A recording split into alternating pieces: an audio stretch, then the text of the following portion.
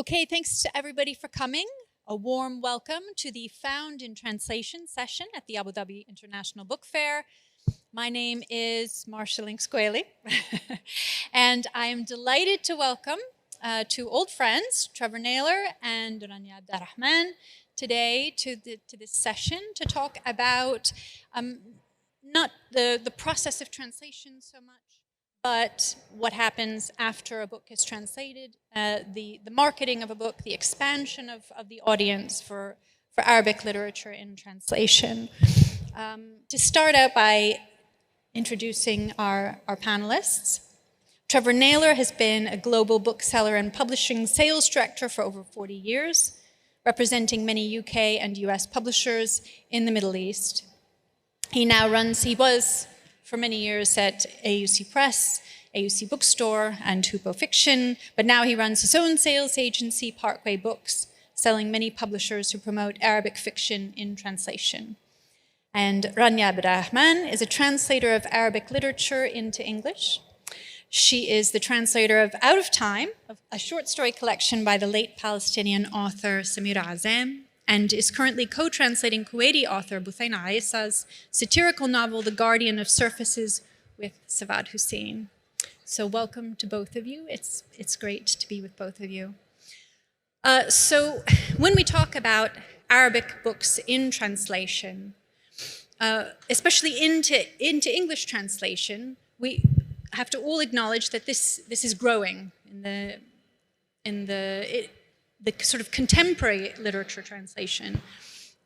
Began in the 20th century, in the 1930s and 1940s, you could find one title every couple of years. By the 80s and 90s, you found, maybe 10 titles a year. Until now, you can find 60 titles a year, maybe 70 books a year being translated from Arabic and published in English translation. But what happens with those books? Are they being read? How many of them are being read? By whom? What kind of impact are they having? So I think those are some of the questions. And how can we, to change this situation? I think those are some of the questions we're going to talk about today. And so I'm going to start with Trevor to take this long view as the sales and marketing guy in the room, as you referred to yourself earlier. What happens, we're talking about after the book is published, after an Arabic literary work is published in an English translation. How has this changed in the last 40 years that you've been in the book industry? How has the marketing of it, the sales of it, the reception of it, all this changed in that time? And the book's landscape in general for translated fiction. Okay, thank you. Yes, things have changed hugely over the years. I was working in Cairo, running the AUC bookstore, when Naguib Mahfouz won the Nobel Prize for Literature. And indeed, remember when the president of Doubleday flew to Cairo to buy the rights to sell Mahfouz around the world. And we all believed, I think rightly, and partially proven, that this would be the start of Arabic fiction being translated and being accepted and sold much more widely than it ever had before. And indeed, in the years since then, enormous amounts of money, effort, belief, awards has been poured into trying to find the best Arabic fiction to be translated and then disseminated as far around the world as possible. But the landscape where I, as a sales and marketing person, deal with now is totally different from then. When Mahfouz won the prize, we had a world which was full of smart, independent bookshops, willing to try, experiment, and also, in general, making a selection of books from a much narrower range of titles. There was no Amazon, there was no self-publishing platforms, none of the things that we see today. So although there's more and more Arabic books being translated, in a way, their opportunity is narrowed, because when you go to the key few people around the world who determine what goes on the table in a bookshop, they have to make a selection from around 600,000 new books a year now. Yeah? And that's not including the self-publishing, which is going on alongside it. Publishing's a huge machine, dominated by a few booksellers and dominated by a few kind of conglomerate publishers who now own almost every imprint. So if you're a salesperson and you've got 2,000 books a month to choose from, and you're guided, how does the Arabic fiction and translation get its place? How does it get pushed up the range of interest? And that is what confronts us. I'm pleased to say that there's been a change, and more smaller boutique shops are reopening. COVID actually put people back on the high street, and the independent bookstore is back again. But it continues to be the case that most Arabic fiction in translation gets published by small niche publishers or university presses, and they're the ones that have to fight hardest to get to make headway, let's say. So that's the climate we're against. So I'll carry on a little bit longer. Is that okay? Go ahead. Well, this is why the emphasis and weight on marketing is so heavy now. If you're a new writer and you make a pitch, or your agent is making a pitch to a publisher to publish your first novel, you'll get a form this long to fill out. And that will all be about how the author has a social media presence, who they're going to market to, how are they going to sell the book on your behalf, and what can they do for you. So you have, with Arabic fiction and translation, you often have an issue there. Perhaps the author doesn't speak English. Perhaps the majority of the marketing will happen in Arabic. And if you're a marketing team with 500 books to deal with, that won't be a priority on your list. You're fighting hard for yourself, if you see what I mean. So there's a much heavier emphasis on individuals as authors to do the marketing on behalf of the publisher, as well as the publisher themselves. So I think this is an issue. And on the translator as well. And I was surprised, recently we did a podcast with translator Savad Hussein, who Rania and I have both worked with, and that she said that this is now a consideration for her when she's considering a project to take on as a translator, is the author going to be able to market themselves? It's not going to prevent her. We worked on a book by Haji Jabr, who isn't going to do English language events, but that this is one of her considerations: is the author going to participate in the marketing as well? So, Rania, I also wanted to kind of take a long view of translation as well. So if we say, Arabic translation in the 80s and 90s, a lot of it was being done by university professors, and some of that was, specifically toward the classroom, as I think a Literature Across Frontiers report has kind of underlined recently about sort of the history of Arabic literature, English translation. So that much of that was not necessarily, there are also artists of translation, but some of it was, just kind of to bring the book into English, not necessarily with any artistry. How has translation and the people doing translation, how has that changed in this time frame?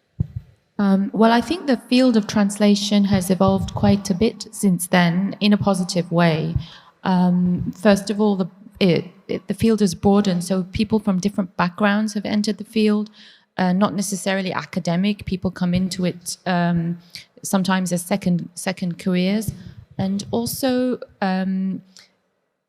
people from Arab and other backgrounds are coming in as translators, and I think that brings in fresh perspectives, more diverse perspectives in the translations themselves, and also in the selection of books that get translated, because translators, because of the way the market works, often publishers don't have access to Arabic books. So translators are the ones who bring the books to the publishers. So the more diversity we have in the body of translators, that means the more choices will be brought to publishers. I think that also education for translators has become more available. The pandemic, perhaps we have to thank the pandemic for that, because so much has become available online, and for translators who are not necessarily able to travel, workshops very professional workshops are now continuing to be held online or in hybrid form, and that's really opened up the field. So, Trevor, I wanted to know, what do we know about the reader of Arabic literature in English translation? So for me, I founded this website called Arab Lit, and we run a magazine, Arab Lit Quarterly, and have this Arab Lit Books as well.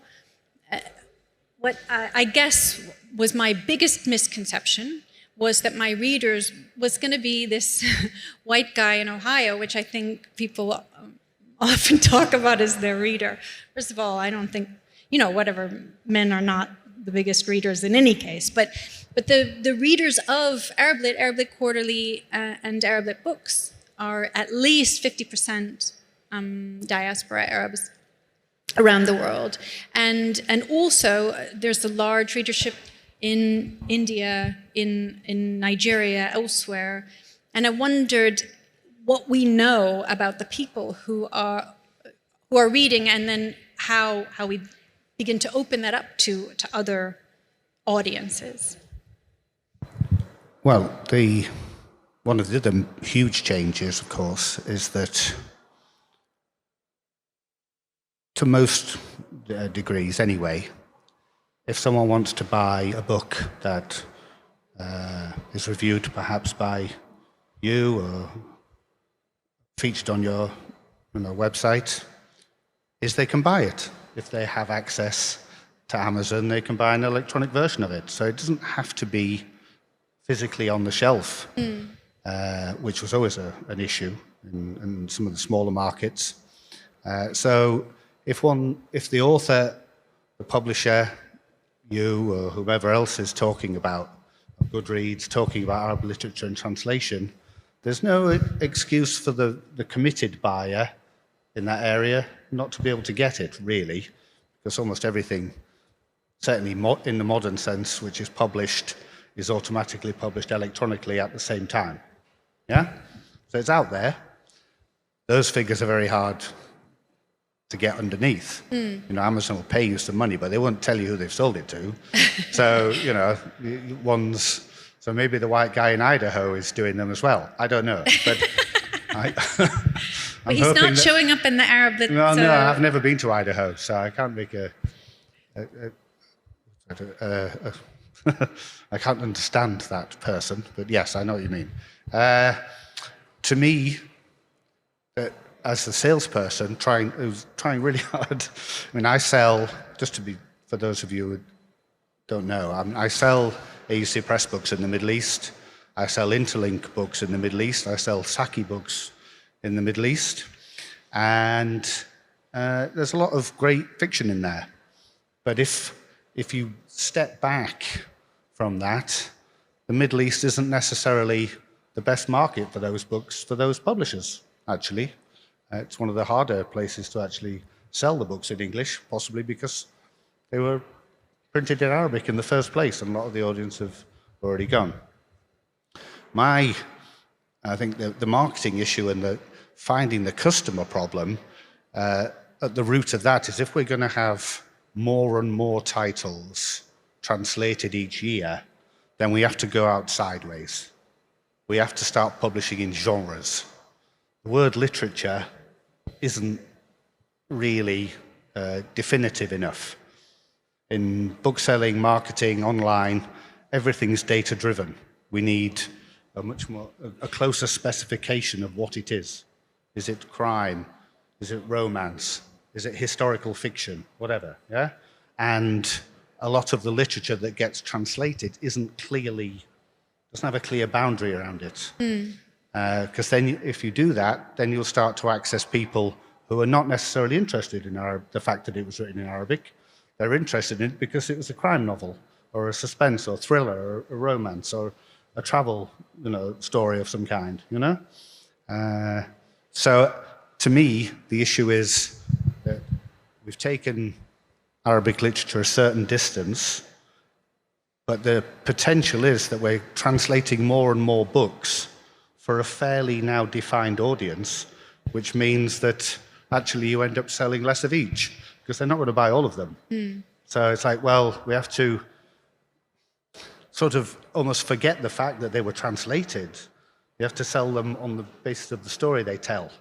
So somebody can go into a shop, pick it up, read the back, and want to read the story, maybe because of the setting. Maybe it's taking a police dramas to cities in the Middle East instead of the places that they normally read about, and they'll buy it because that sounds an exciting difference, Right. So I think trying to define the customer is flip that around and say, can't we create the customer? If these books are being written in Arabic, which I can't talk to, then maybe there should be championing of maybe less literary books, but a wider across what's actually popular in Arab fiction to the Arabic audience. That's right. That's what I would like to see. And this needs to happen a little bit organically. I know, there have been some efforts to Akashic Books put out some noir series in this, but the kinds of Japanese books that are published in English, people read this Haruki Murakami. There's a big audience for that, and the Swedish crime books. So maybe there is this kind of book, some area of Arabic literature that Egyptian humor, who knows, that can have that kind of impact in English. So I wanted to talk, Rania, ask you about discoverability. How do you, as a translator, find the books so Trevor is saying, that he doesn't know what all is going on. How do you find the books that you maybe want to translate? And how do you find out about what's going on in Arabic literature? It's not very easy to find out. I mean, book fairs are one place to find out about books, and I do that by walking around and looking at what's on display, talking to trusted publishers. I try and read reviews online of Arabic books. Actually, Arab Lit is a very good source for me of information about books because it's so up to date about Arabic literature, whether or not it's been translated. There are also podcasts and online book clubs that even if I don't participate in them, I do follow them to try and keep up with what's new.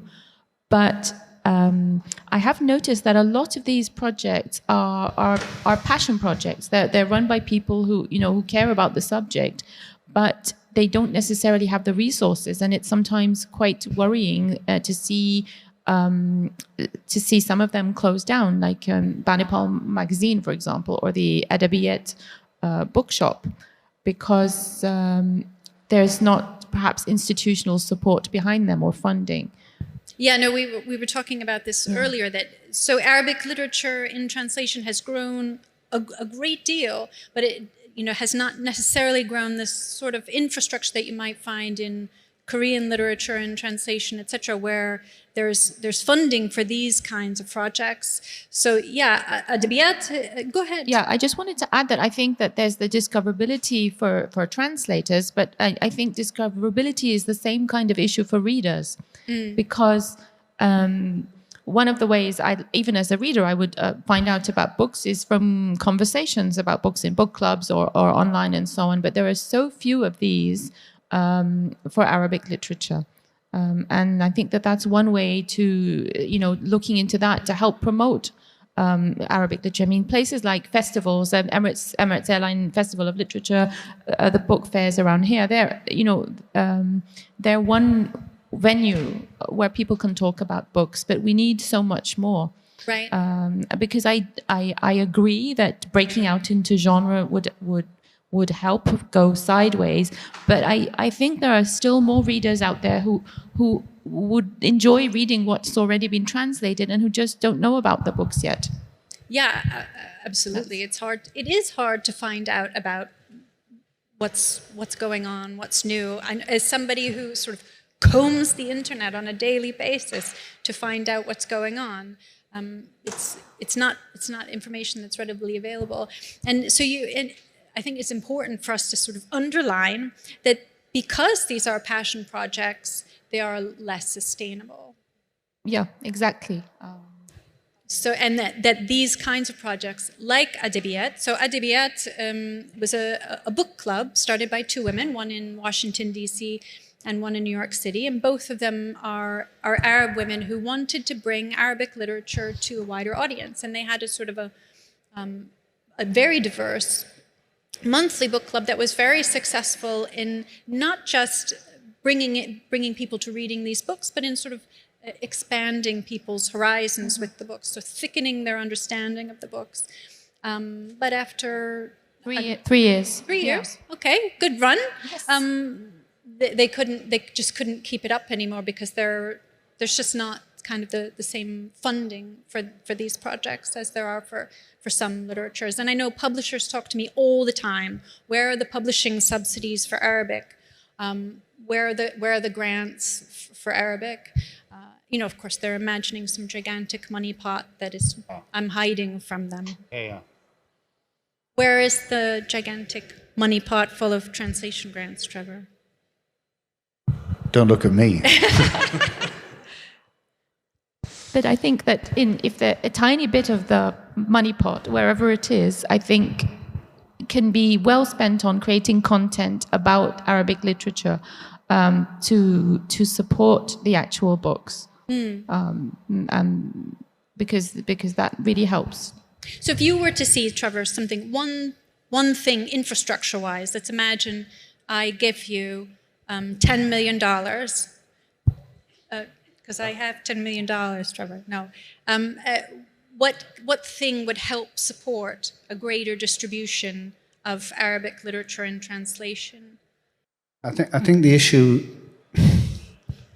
ultimately is still the content. I think in general, my experience of what filters through the translation system brings to the top books which are driven by serious and important issues, which lays a bit heavily on the content as a story for people to read. So I think if I had money, it would be to go down a layer and start really just translating lots and lots of much more accessible books, quicker to read, quicker to enjoy, that help balance things. Because I've been coming to the Middle East and selling books in the Middle East for 30 odd years, and I don't really recognize that place when I read the blurbs and the background stories to a lot of this fiction. The Middle East is a great place. It's full of fun and happy people, and yet lots and lots of the fiction is drawn from, trauma, displacement, all of the, very important issues, but not necessarily creative, the kind of book you just want to pick up and experiment with. And then the other area, which is looking to the next generation, if you walked into a bookshop today and had a photograph of the same place 10 years ago, there would barely have been a young adult section. These are the new readers, and these are the people who must be wanting to write. And somewhere in there is where you're going to find possibly the next generation of breakthrough writers who are going to appeal to people of their age. And I think if you start throwing at that, and those people who are growing up in a very different world from where the classical Arabic writers came from, then you might have, you're not going to have the manga of the Middle East, but you know what I mean? It's finding some voices from young writers who are living online most of the time and communicating with the whole world and see things in a very different way, not just from their own geographical perspective. And young people are very interested in each other. And it would be a pity if they rather publish themselves online than actually get books, coming through. So that would be a long-term project. But if you had money to put at that, probably I suspect that those books would be higher print runs, less expensive, and easier to introduce. Right. See what I mean? They'd look Right. different, they'd feel different. The translation element would be important, but it wouldn't be sitting kind of up front. Right. Right. Yeah. No. The sort of historically, the things that were translated from the the 80s and 90s, the Proto Project, were things for the classroom. So they do have this kind of heavy, and when a translator is out there looking for what to translate, they are often looking at what's been translated and what can I pitch, what will people be interested in. So changing that is difficult. But but I do think that you're right that young people have this sort of hunger to read about other places and to know about other places. Rania and I were recently involved in this Queen's Translation Exchange, which is a book club for young people in the UK. And it's run online, so you can, from wherever you are in the UK, join in these translated literature book clubs. And we did young people with this short story collection, and they were very keen on it. The sort of questions and the online book groups with these young people who sort of self-selected from classrooms across the UK was really engaged. And I don't know. There was a podcast involved, so they were aware that there was a translated element, but it was not the most important. The most important to them was how did they relate to these stories? What did they learn about Palestine, Palestinian history, the context of the story, not necessarily the translatedness of it. And I just wanted to add that that's a good thing, because if you read something and the translatedness is what comes out at you and it jars you, it takes you out of the book. So you aim not to be visible as a translator in the work itself. But I wanted to ask, actually, both of you a question that came up from your suggestions. I mean, in English language publishing, there are such things as books that are written on spec, which is when a publisher sees that a book with this storyline would sell well and hires an author to write one. Do you think there's room for that in Arabic publishing? I think perhaps...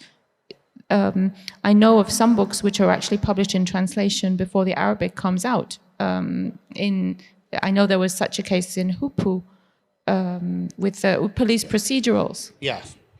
I think one of the things about translation is it sort of adds quite a lot of extra time to that book before it arrives in English. And there are markets that are quite short-lived or you need to get into as soon as they happen. So not necessarily written on spec, but someone spotting an opportunity and almost translating as the book is written in Arabic, almost in parallel with it, so the book can come out. And this would definitely be could be a popular genre, but it could be YA. I always remember a session at the Lit Fest a few years ago when there was a lady there, a marketeer from Penguin came and talking about, I think it was TikTok. Someone her job was to spot people on social media who were growing a big audience. And they had this teenager and they'd ghostwritten the book for her with a first print run of 600,000 copies because that was her reach. I mean, are there people doing that in Arabic who are not getting published and nobody's going to them and saying, why don't you write a book? Yeah, I think there's less of that. Yeah, but finding somebody with a large audience and saying, let's write a book or let's help you write a book. Yeah, and it doesn't have to be 600,000 copies, but you know what I mean? It's capitalizing on that voice and getting it to market as quickly as possible on the back of a name. So what considerations do you have Rania, when so Savad talked about, the sort of marketability aspect of a book, taking on a book before she decides to do a translation. What considerations would you perhaps, change from? So when I approached you about translating this book, I think your considerations were just, do I like the stories? Have your considerations changed at all in this? I think for practical reasons, yes, they have. I mean, it would be lovely to just translate what I like, but you need to think about the fact that the book needs to sell, and also the huge responsibility, since translators are the ones who pitch books to publishers, that I will be sort of putting my name behind the book. So I need to think about positioning of the book. I need to think about current trends. I need to think about whether the author would be available for publicity and so on. There's so many things that are really outside the core competence of what I'd call translating competence, which maybe burden is too negative of a term, but it certainly makes it harder for a translator, because you try to improve your skills in the actual translation, but also wade into this sort of pre-sales part, and also put a lot of labor into writing readers' reports and doing samples which are unpaid. So basically, those are my considerations, while also trying to stay true to myself, and not just going after whatever the latest trend is. So Trevor, can you talk a bit about the role that prizes play, both the prizes that a book has in Arabic, and if a prize gets any, book gets any prizes in English translation, in terms of its, discoverability to readers, and in terms of how book is distributed, how important. Of course, the Nobel Prize, you can't win it every year, but about the other prizes that are out there. Well, that are you talking specifically about Middle East prizes or prizes generally? Middle East prizes, or say, Khaled Khalifa winning prizes, or Juh al-Hariri winning the Man Booker International. How important is that to, or Russia winning the Bani Paul Prize? How important are those prizes in terms of? If the prize is related to an Arabic book, and the Arabic book wins it, the prize-winning element of it is somewhat diluted by the time it finally comes out in English. So you can't really you can't grab that very easily. If you're publishing in English and you're on the Costa shortlist, for the month before the announcement, you go into a lot of bookshops and they'll have a table with the Costa shortlist there. And they're creating sales even before it gets announced. Obviously, you can't do that with English editions of books that haven't been until they're translated. Right. So you can put it on the book, and you can market it and say it's the winner of X, Y, or Z.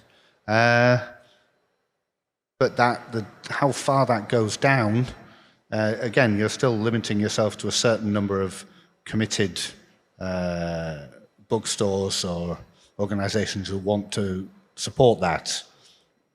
It's never a bad thing to say it won something.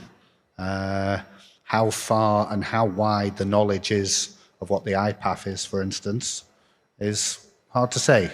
Right. Versus calling it the Arabic Booker, which a lot of people do. Yeah, exactly, and that's what publishers would do, because that has a relevance. And so yeah, they're good, but they're probably more impactful on the Arabic edition than they are on the English one subsequently. Right, yeah. Because it requires sort of a huge name recognition, right? I did see with Juh al-Hariri's book, Celestial Bodies, when it was translated into, after it won the Booker International, it was translated into other prizes, into other languages rather, that it did in the Russian edition, for instance. They've got a big sticker on the front saying winner of the International Booker. Yeah. So the name Booker does sort of translate across languages, but you really, and Nobel, obviously, carries weight across languages, but probably only a handful of prizes really do that. And Rania, you were talking about the impact, the change of books winning, like Jocha's book, and how that has sort of changed the picture of Arabic literature somewhat.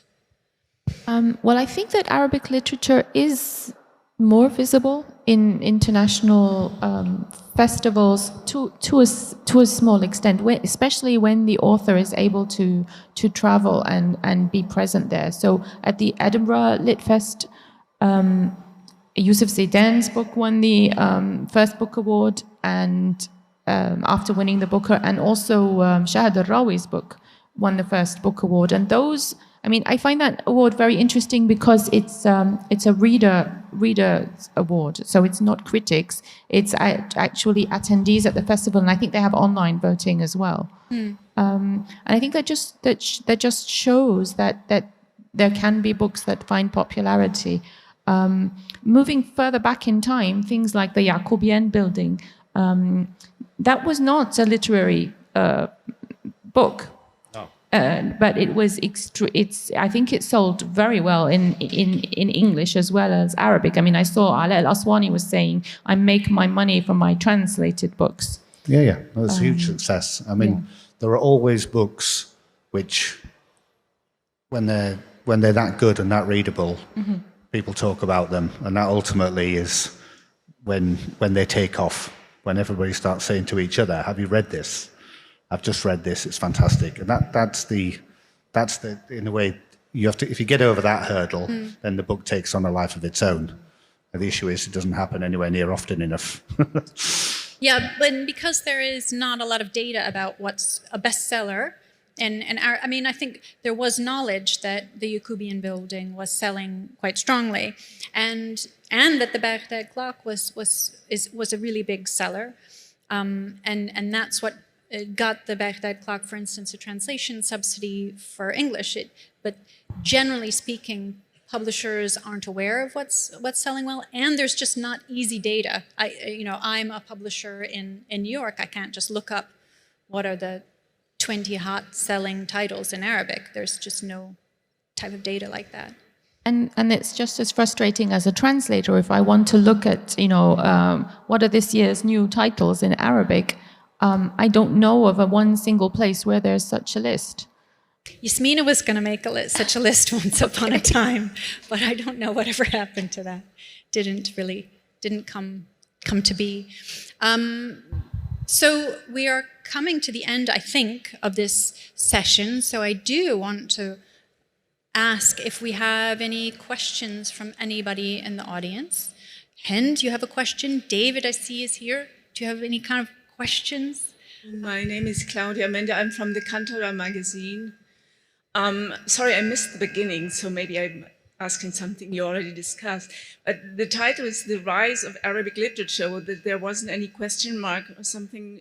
I mean, is there a rise of Arabic literature? Would you... I guess what we're talking about is the rise of Arabic. I mean, you can debate. There's certain areas that are of Arabic literature that are seeing a renaissance. For instance, definitely we would say post-2000 Arabic children's literature is seeing a renaissance. But I think this is particularly referring to Arabic literature in English translation, which saw a bump first. Humphrey Davies, the late wonderful, beloved Humphrey Davies, once told me that his phone didn't start ringing off the hook on September 12th, 2001, but very nearly. So there was a sort of a first bump after 2001, for better or for worse, and another bump after 2011, and then I think kind of a snowball effect in English for a number of reasons. In English, the figure of the translator and of translated literature, was so small for so long. They have, this 3% statistic that very few books are translated. This sort of the rise of the celebrity translator, the Anton Hers and the Megan McDonalds and the Daisy Rockwells. Mostly these are other languages. I think if we have one superstar in English, it's probably Yasmin Seal. I think so. The rise that we're talking about is in English translation in particular, which of course it was such a low place to begin from. But I think we're also sort of for a number of reasons it's a slow process, right? So as Trevor's talking about, the market is still in many ways. For many Arabic books, it's the same 100 people buying, first 10 titles a year, now 60 titles a year. I don't know, the last few times I was at the Shabab festival in London, it seems to be the same people attending every year. At least I see the same people asking the same questions. So some of the questions is, how do we now, with a growing number of really fantastic emerging translators, some really great titles, new publishers, how do we then create new readerships, expand readerships as well? I just wondered if there were any books in Arabic that you think we've missed and should have been translated into English by now. Oh, well, yeah. So this is one of my particular passions, is books particularly by Arab women authors, published in the 50s and 60s. I really think, for instance, Layla Balbeki's Spaceship of Tenderness to the Moon, and I guess I Am Free, it would translate to, is not a great title, but we changed the title in translation. That's okay. I think that there are a number, particularly of women writers. There's this period, right? The Library of Arabic Literature very sort of brilliantly, although not comprehensively, since that wouldn't be possible, is working on classics pre-1900.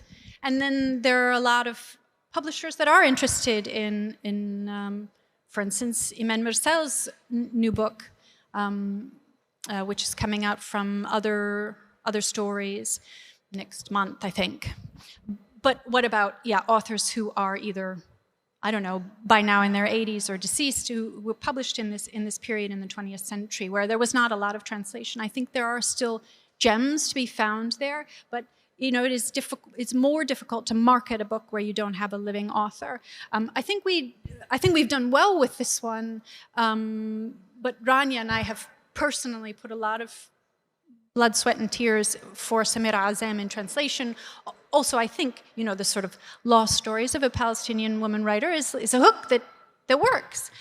So I think you could make this hook that works with other writers as well. It's going to take that blood and sweat and energy from the publisher as well. I just want a question, and then I'll want to say something that I had an incident with a writer who actually refused to translate part of his book and then send it to publisher because he thinks that even if it's published in English, it's no one going to read it. So he felt that it's no use to do that. I mean, what do you think about that? I mean, do you think what writers now, they lost their confidence in selling in English and being known in English? Yeah, well, so I think that there's kind of there was a bump that we're going to have to recover from, right? So there were suddenly many more authors being published in translation, and with this increase in books, there was not the same increase in audience and outreach. So you did find a number of authors that you could put all of this time and energy into translating, I don't know, a 300-page novel. It's not a small project.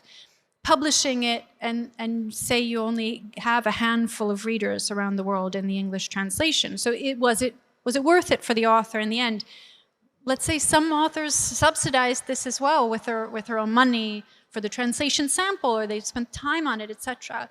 I think this part, the big infrastructure underneath needs to grow more. We need to have more support for translation samples.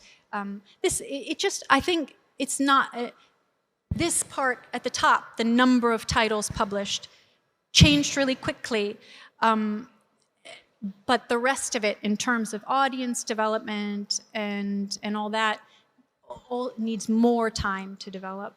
So I totally understand somebody's frustration with finding their novel in English translation and not finding a readership.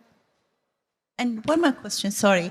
What do you think if Arab publisher publish in English? Because some of them now, they're thinking of translating the books and publishing in English.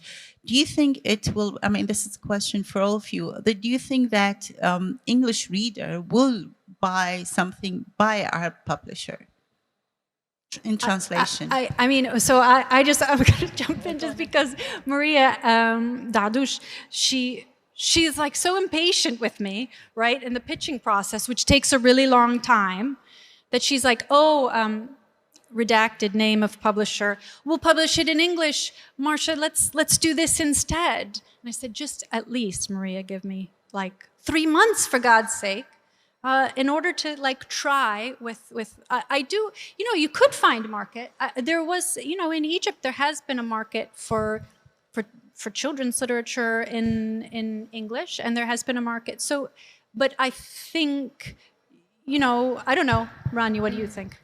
Well, I think when you say an Arab publisher, where is this publisher going to sell the books? Because the location of the publisher is one thing, but where's the market and where's the readership? You need to think about whether the Arab publisher knows enough about the English-speaking readers and the market process, the marketing process, to do a good job of selling the book. I mean, we have in Egypt Hupu Press and AUC Press, who are very, very knowledgeable. Their market started off in Egypt, and then they started reaching out to other markets. And I think Trevor can speak to this more, but it's not a simple process. No, you breaking into the publishing process that's going on for thousands of books at once is not an easy thing to do. And someone showing up with one book, nobody's going to listen to you, because there has to be looking at a long-term project that's going to feed product continuously through. So I think if you're going to publish in English in the Middle East, you should probably think that that's the only place you're going to sell those books. Unless, of course, you have an amazing author with a strong backlist in English already that people can turn to. And then the odds are they would say, well, I'd rather buy the rights and print it myself here. I don't really want to take them from you. So that's, any kind of first-time writer situation is tricky. I just mentioned, I'm working with a company called Nomad Publishing. They're formerly known as Gilgamesh. And they're working with the Saudi government, who are sponsoring this huge translation program for Saudi writers. And over the next 18 months, we may publish anywhere between 75 and 100 books that were written in Saudi Arabia by Saudi writers, fiction, non-fiction, poetry, memoir, all age groups, short books, novellas, through to short stories and novels. We have like horror trilogies, science fiction, all kinds of stuff where the translation is funded. And that's going on now. And then when it gets to me, I'm the person who's going to try and find a way to sell those books outside. And that's going to be really interesting, because with the translation funding accounted for, then the way to market them, the prices you can put the books at, becomes more flexible. And hopefully we can get the books in front of a readership, and that's the defining moment. Having got them there, who'll buy them, who's interested in them, what kind of diaspora is them. Some of these authors are in Saudi Arabia but speak English, some are not. It's quite an exciting program, and I think several other publishers are involved in other elements of it too. But that's a case where, we can experiment, if you like, on the basis of not each book being looked at as an individual financial project by itself.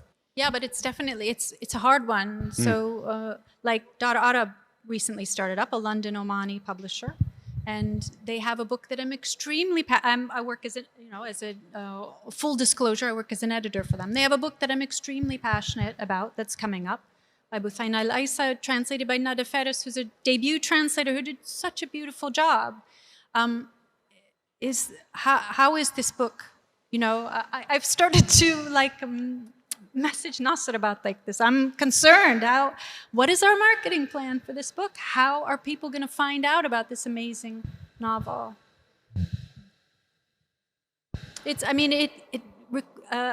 I recently worked with Amazon Crossing on a translated novel, and I was really just blown away by the amount of money and effort that went into the marketing process. It was enormous in terms of sort of reaching out to individual Instagrammers and bloggers across.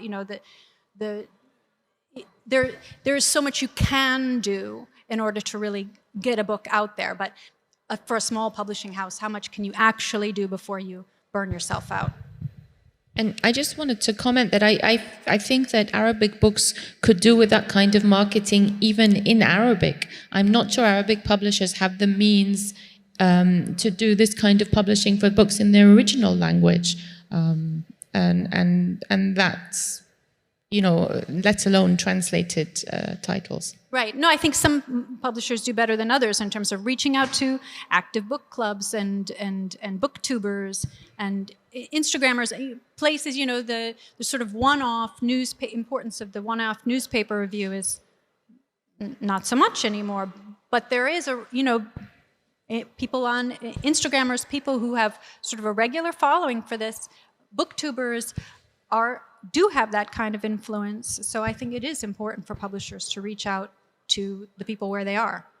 I would like to say a big thank you to you for joining us at the Abu Dhabi International Book Fair, and I'd also like to thank the Arabic Language Center for organizing the book fair, the AV team and volunteers, the translator for this event, if applicable, I don't think so, and the wonderful guest speakers, Rania and Trevor, who made this such a fascinating session. Thank you.